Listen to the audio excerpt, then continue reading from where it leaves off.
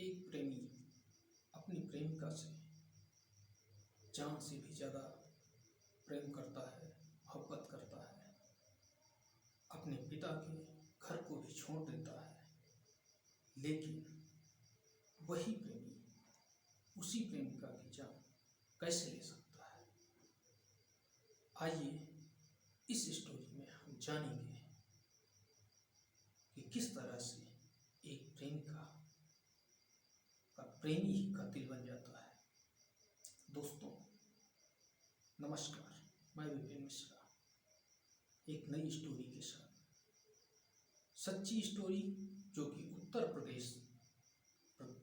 प्रदेश के लखनऊ महानगर जो कि राजधानी है उत्तर प्रदेश की, उसी महानगर की एक मोहल्ला है गोल सिटी, और गोल सिटी में ही फ्लैट नंबर 203 की घटना है सायं 3 बजे के करीब की। दोस्तों प्रतापगढ़ का ऋषभ सिंह, जिसकी उम्र 28 वर्ष है, जो कि एक प्राइवेट कंपनी में कार्य करता है, और उसकी पत्नी या जिसके साथ लव इन रिलेशन में रह रहा था उसका नाम रिया, जिसकी उम्र 26 वर्ष है। घटना 17 अगस्त 2023 की है, शाम 3 बजे। शाम को 3 बजे ऋषभ अपने घर में होता है, रिया भी वहीं होती है, और कुछ समय बाद ऋषभ का मित्र अमन आता है। अमन को लेकर अंदर आता है ऋषभ, और रिया से कहता है कि 2 लोगों के लिए चाय बना लीजिए। रिया चाय बनाकर लाती है। घंटों ऋषभ, अमन और रिया आपस में बातें किया करते हैं। उसके कुछ ही समय बाद गोलियों की आवाज़ आती है, जिस आवाज़ को सुनकर आस पड़ोस के लोग अपने घरों से बाहर आते हैं, और उन्हें लगता है कि इसी घर से गोली चलने की आवाज़ आई है, लेकिन उस घर में बाहर से ताला पड़ा हुआ होता है। जब उन्हें किसी दूसरे घर से आवाज़ आने की आशंका समाप्त हो जाती है, तो वह उस ताले को स्वयं न तोड़कर पुलिस को इन्फॉर्म करते हैं। पुलिस सूचना पाते ही मौके पर पहुंचती है और उस मकान के ताले को तोड़कर मकान के अंदर दाखिल होती है। जब पुलिस मकान के अंदर पहुंचती है तो वहां का नज़ारा देखकर पुलिस सहित जो लोग वहां पहुंचे थे, सारे लोगों के पैरों तले की जमीन खिसक जाती है, क्योंकि वहां एक महिला अर्थात रिया की लाश पड़ी हुई थी, जिसे 2 गोलियां लगी हुई थी। तीसरा, उस मकान के अंदर कोई नहीं था। पुलिस लोगों से भी पूछताछ करती है कि किसी को आते जाते देखा। लोग कहते हैं मैंने किसी को नहीं देखा। फिर पुलिस सबूत जुटाने की कोशिश करती है, लेकिन पुलिस के हाथ कोई भी सबूत नहीं लगता है। पुलिस सबूत न मिलने की स्थिति में रिया की बॉडी को पोस्टमार्टम के लिए भेज देती है और केस फाइल कर लेती है, लेकिन अज्ञात के नाम। इसी बीच रिया के माता पिता को पुलिस द्वारा सूचना दी जाती है। रिया के माता पिता शिवशक्ति गुप्ता, माता गीता गुप्ता, जो कि लखनऊ के ही सदर कैंट के गोता बाजार के रहने वाले हैं, वह आते हैं और संदेह व्यक्त करते हैं ऋषभ पर, क्योंकि वो बताते हैं कि मेरी बेटी ऋषभ सिंह के साथ लव इन रिलेशन में रह रही थी। जब पुलिस को ये जानकारी मिलती है तो पुलिस ऋषभ सिंह के मोबाइल नंबर पर कॉल करती है, लेकिन ऋषभ सिंह का मोबाइल नंबर बंद पाया जाता है। ऐसी स्थिति में पुलिस पूरी कोशिश पुनः करने लगती है और दूसरे दिन अर्थात 18 अगस्त 2023 को पुलिस को सूचना मिलती है कि ऋषभ लुलु मॉल के पास एक पार्क में है। पुलिस छापा मारकर उसे वहां से दबोच लेती है। जब ऋषभ पुलिस के हत्थे चढ़ता है तो रिमांड पर पूछताछ में ऋषभ जो कहानी बयां करता है, उस कहानी को सुनकर पुलिस की भी आंखें फटी की फटी रह जाती हैं। दरअसल दोस्तों, ये रिया नाम की जो लड़की है, ये बहुत ही फ्रैंक किस्म की थी और यहाँ तक कि वो रील्स इत्यादि भी बनाती थी जिसमें छोटे कपड़े शामिल होते थे, जिसकी वजह से उसकी माँ अक्सर उसे डांटा करती थी। लेकिन अकेली बच्ची होने के कारण अक्सर उसे समझाया करती थी कि ये सब ठीक नहीं है। लेकिन रिया के अंदर कोई भी परिवर्तन नहीं आता था। रिया अक्सर एक से अधिक कई लड़कों के साथ इधर उधर घूमा करती थी। साथ ही साथ सोशल मीडिया प्लेटफॉर्म पर भी वह छोटे कपड़ों में रील बनाकर डाला करती थी, जिससे कि परिवार की बेइज्जती होती थी। बार बार प्रयत्न करने पर भी जब रिया अपनी माँ गीता गुप्ता की बात नहीं मानती है तो वह रिया को उसी हाल में छोड़ देते हैं। गीता अब रिया पर ज़्यादा दबाव इसलिए नहीं बनाती थी क्योंकि उसको पता था कि रिया उसकी बात मानने वाली नहीं है। खैर, समय गुजर रहा था। रिया भी युवावस्था की दहलीज पर कदम रख रही थी, इसलिए उसके भी शहर के कई लड़कों के साथ अफेयर्स थे। इसी बीच रिया को अपनी आवश्यकताओं की पूर्ति के लिए पैसे की आवश्यकता पड़ी और जब पैसे की ज़रूरत महसूस हुई तो रिया ने एक प्राइवेट कंपनी में नौकरी कर ली। उसी प्राइवेट कंपनी में एक लड़का था जिसका नाम था पुष्पेंद्र सिंह पात्रा। वह भी काम करता था और दोनों एक दूसरे से मिले और मिलने के बाद आकर्षण बढ़ा, शादी कर ली। अर्थात रिया का पति पुष्पेंद्र सिंह पात्रा। शादी होने के बाद रिया ने नौकरी छोड़ दी और अपने पति के घर पर रहने लगी।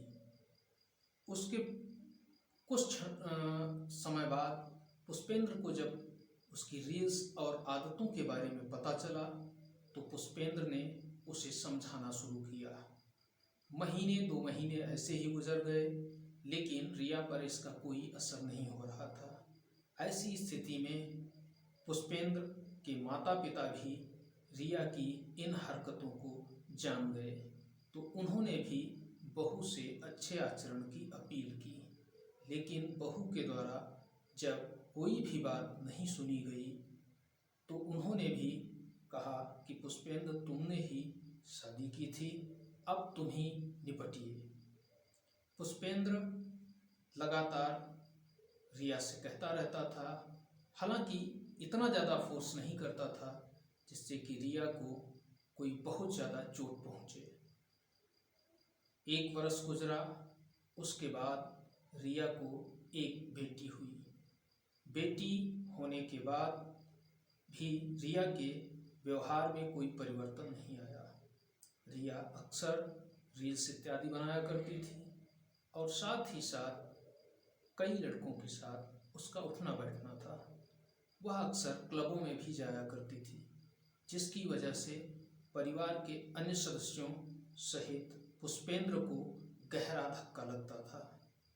जब हालात बेकाबू हो गए और पुष्पेंद्र की पकड़ से रिया दूर जा रही थी, तो पुष्पेंद्र ने रिया से तलाक लेने की ठान ली और कुछ ही समय बाद रिया और पुष्पेंद्र के बीच तलाक हो गई। तलाक की स्थिति में रिया अपनी 2 वर्ष की बच्ची को लेकर माँ गीता गुप्ता के पास आई। गीता गुप्ता माँ तो माँ होती है और उसने रिया की उस बच्ची को स्वीकार कर पालन पोषण करना प्रारंभ कर दिया है। इसी बीच रिया के पास पैसों की भारी कमी आई, अतः रिया को पुनः एक प्राइवेट कंपनी में नौकरी करनी पड़ी। इस बार जिस प्राइवेट कंपनी में रिया नौकरी करती थी, उसी प्राइवेट कंपनी में ऋषभ सिंह नाम का लड़का भी सर्विस करता था। आपस में बातें करते हुए कुछ समय बीता। दोनों का एक दूसरे के प्रति आकर्षण हुआ और धीरे धीरे तालमेल बढ़ने लगा। समय बदलते देर नहीं लगती, ऋषभ और रिया दोनों ही लव इन रिलेशन में रहने लगे। ये स्थिति ऐसे ही आगे बढ़ रही थी, लेकिन रिया पिछली हरकतों से आज भी बाज नहीं आ रही थी। वह ऋषभ के साथ भी रहकर लगातार छोटे कपड़ों में रील्स बनाना और बाहर के मित्रों से लगातार मिलते रहना जारी रखा। हालांकि ऋषभ उसकी इन सारी बातों को बहुत ज़्यादा गौर से नहीं देखता था, लेकिन समय के साथ साथ रिया शराब की भी आदी हो चुकी थी। दूसरी तरफ ऋषभ भी शराब पीता था, लेकिन उसका सर उस दिन चकराया जब रिया उसको अपने साथ लेकर एक बार में गई और वहाँ वह ऋषभ से अलग अन्य दोस्तों के साथ डांस करने लगी और वह भी भद्दा डांस करने लगी। ऋषभ को बड़ी ही बेइज्जती महसूस हो रही थी, लेकिन ऋषभ क्या कर सकता था, इसलिए उसने रिया की पिछली जिंदगी की जीवनी को खंगालना प्रारंभ किया। धीरे धीरे रिया की जो राज थे वो परत दर पर खुलते चले गए। रिया ने ऋषभ को ये नहीं बताया था कि उसकी पहले शादी भी हो चुकी है और उसकी एक बच्ची भी है। अब ऋषभ इसी बात से परेशान था कि आखिर ये राज रिया ने मुझसे क्यों छुपाया। ऋषभ इसी सोच में पड़ा हुआ था। इसी बीच रिया ने ऋषभ से पैसे मांगे और उसने कहा कि मैं लुलु मॉल के पास या लुलु मॉल में एक स्वैलून अर्थात सिलाई का स्वैलून खोलने के लिए कहा। जब ऋषभ ने कहा कि इस समय हमारी माली हालत ठीक नहीं है, कुछ समय बाद आप इसे कर लेना, कुछ पैसे हम कमाकर इकट्ठे कर लें, फिर हम आपको पैसे देंगे, लेकिन रिया इस पर तैयार नहीं हुई। इधर ऋषभ के मन में भी एक शक का अंकुर बैठ चुका था, क्योंकि उसे रिया की पिछली जिंदगी के बारे में जानकारी हो चुकी थी। धीरे धीरे रिया को जब पैसे नहीं मिले तो रिया ने ऋषभ के ऊपर शादी करने का दबाव बनाया। ऋषभ ने कहा थोड़ा सा समय दीजिए, लेकिन रिया समय देने को तैयार नहीं हो रही थी। खैर जैसे कैसे 1 महीने से ऊपर निकल गया। तब ऋषभ ने कहा कि ठीक है, मैं तुमसे शादी कर लूँगा, लेकिन तुमको मेरे माता पिता के साथ रहना होगा। ये बात रिया को मंजूर नहीं थी। उसने माता पिता के साथ रहने से साफ मना कर दिया, लेकिन ऋषभ उसको अलग रखना नहीं चाहता था। इसी बात पर दोनों में विवाद होने लगा। विवाद बढ़ता चला गया और विवाद 16 अगस्त 2023 की शाम को इतना बढ़ गया कि रिया ने ऋषभ को जेल जाने की तैयारी करने को कहा और उसने कहा कि मैं तुम्हारी जिंदगी बर्बाद कर दूंगी। ऐसी स्थितियों को देखते हुए ऋषभ कुछ डगमगाया जरूर, लेकिन पूर्ण विश्वास नहीं हो रहा था। लेकिन कुछ ही घंटे के बाद रिया ने अपने वकील को कॉल किया और वकील से कहा कि मैं ऋषभ का जीवन बर्बाद कर देना चाहती हूँ, तुम ऐसा केस बनाओ जिससे कि ऋषभ बर्बादो तबाह हो जाए। ऋषभ ने जब रिया के मुंह से वकील से ऐसी बातें सुनी तो ऋषभ बहुत ही बेचैन हो उठा। खैर, जब सोने का समय हुआ, दोनों बिस्तर पर पहुंचे तो रिया तो गहरी नींद में सो गई, लेकिन ऋषभ सारी रात सोचता रहा, जागता रहा। अगले दिन सुबह जब दोनों उठे तो आपस में बातचीत नहीं हुई। फिर भी ऋषभ ने धैर्य से काम लिया और उसने अपने मित्र अमन को फोन किया और उसे सारी स्थिति के बारे में बताया। अमन ने कहा, परेशान मत होइए, मैं अभी आपके यहाँ आ रहा हूँ और मैं रिया जी से वार्ता करूँगा। आपके साथ दोनों के रिश्ते पुनः मधुर हो जाएंगे और सौहार्दपूर्ण हो जाएंगे। आप लोग फिर से प्रेम पूर्वक रहने लगेंगे।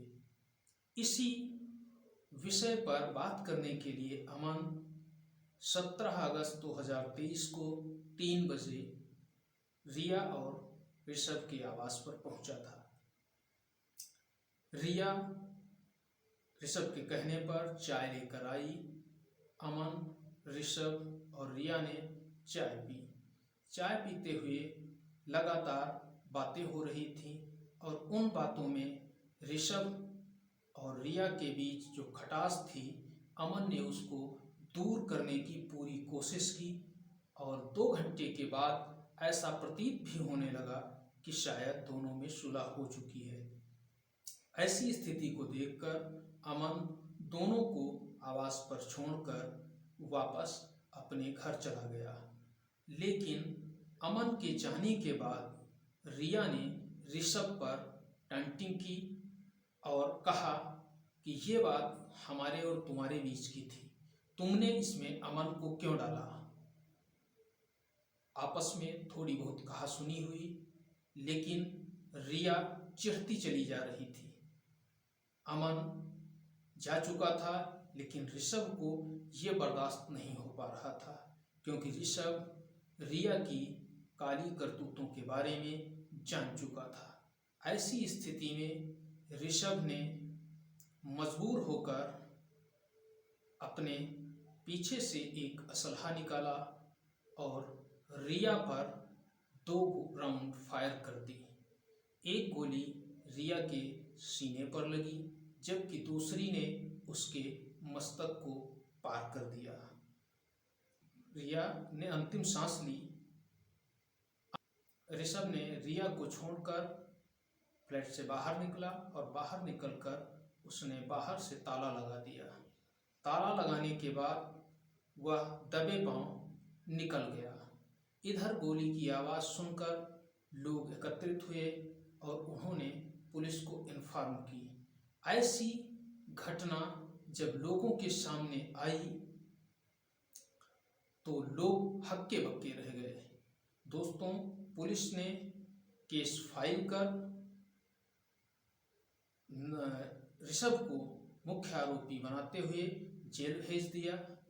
लेकिन ये जो हालात हमारे समाज के बीच उभर कर सामने आ रहे हैं, जिसमें एक दूसरे को अपनी जान गंवानी पड़ रही है, ऐसे हालात क्यों बन रहे हैं, इस पर हम आप सभी लोगों को सोचने की आवश्यकता है, विचार करने की आवश्यकता है और समाज को पुनः व्यवस्थित रूप देने के लिए हमें आगे आना होगा और बच्चों की आदतों में सुधार करना होगा, जिससे कि वह भविष्य को देख सकें, संवार सकें और भविष्य के लिए कुछ कर सकें।